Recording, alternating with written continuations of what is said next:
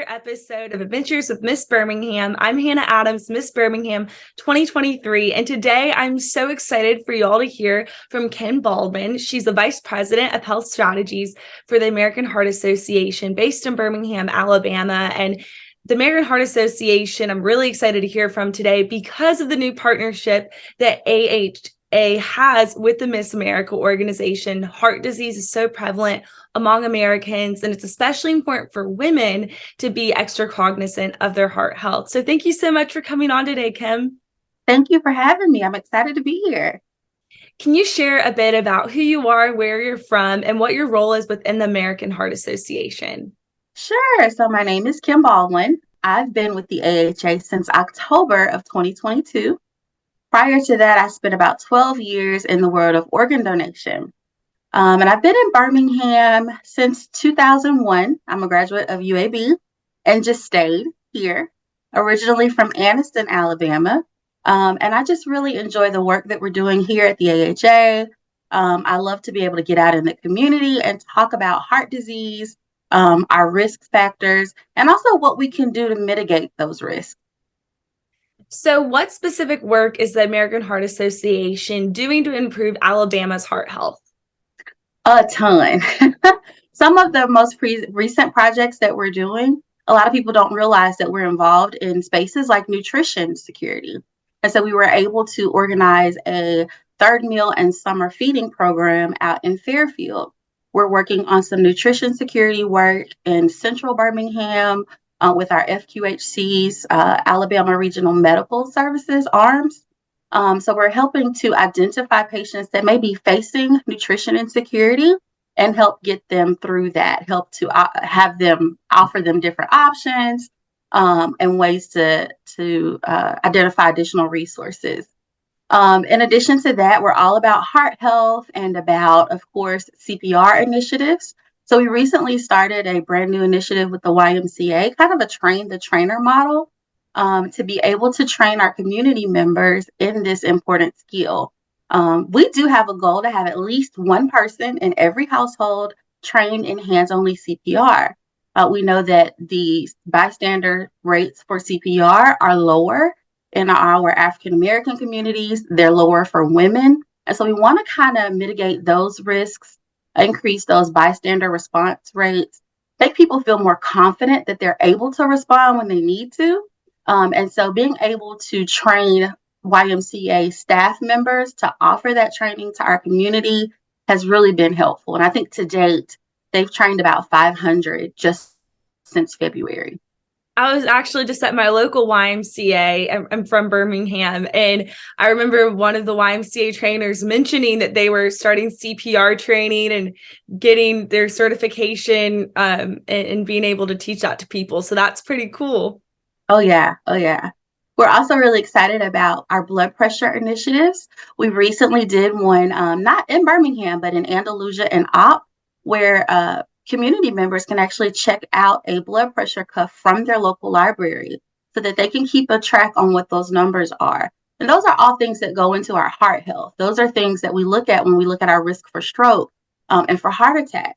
So having those resources readily available in the community is something that we really want to strive for. We want to make that happen here a little bit closer to home for our Birmingham residents as well. That's incredible. So what are the realities that Alabamians are facing when it comes to heart health and heart disease, as well as our country?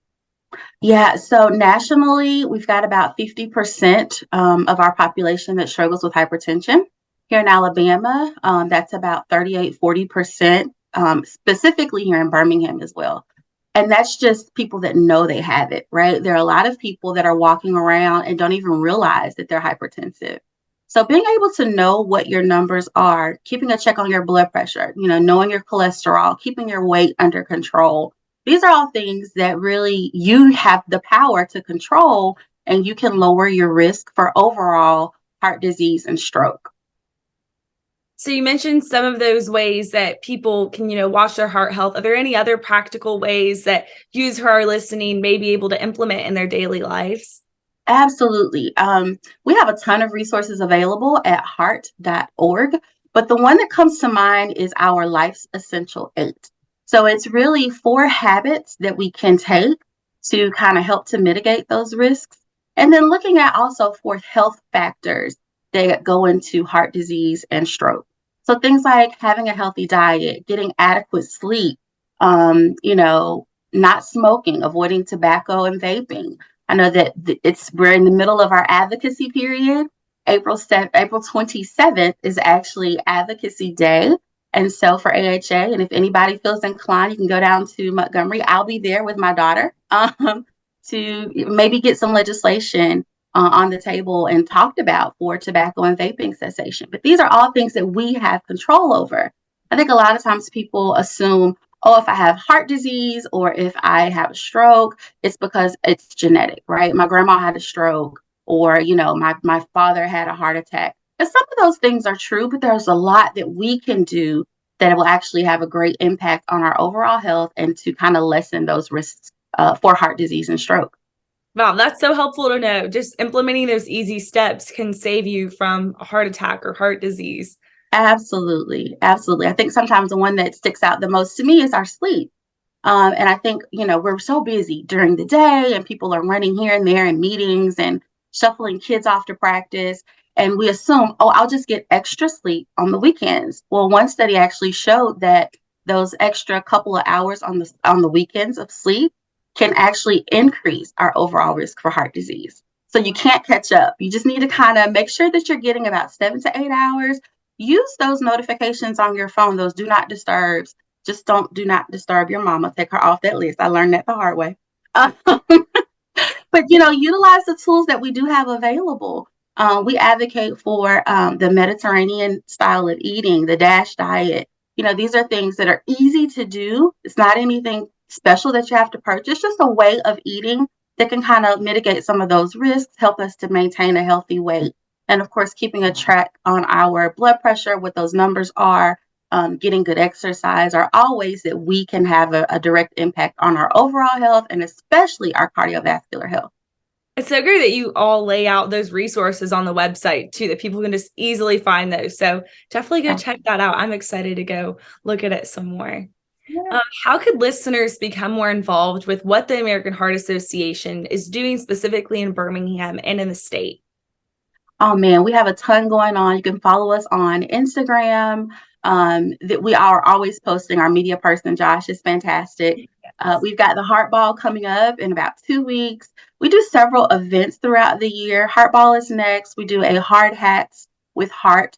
Our construction community, some of our heavy laborers are also struggling the most with cardiovascular health, and it's due to a lot of times lifestyle factors.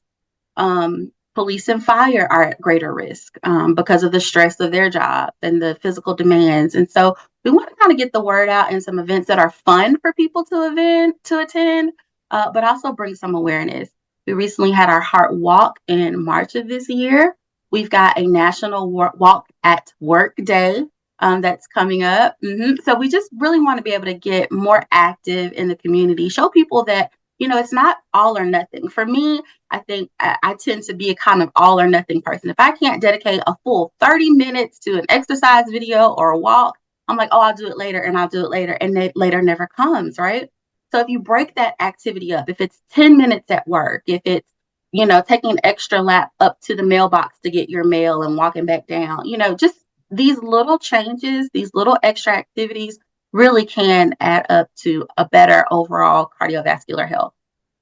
That's so encouraging to hear. And I hope that everyone becomes involved in the American Heart Association. It's really inspiring how you all are serving people in Birmingham and across Alabama. So thank you for the work that you're doing in your team. It's absolutely phenomenal. Thank you. Well, thank you all for listening for another episode of Adventures with Miss Birmingham. I hope you all will check out the American Heart Association on Instagram and their website and follow along all the amazing things that they're doing.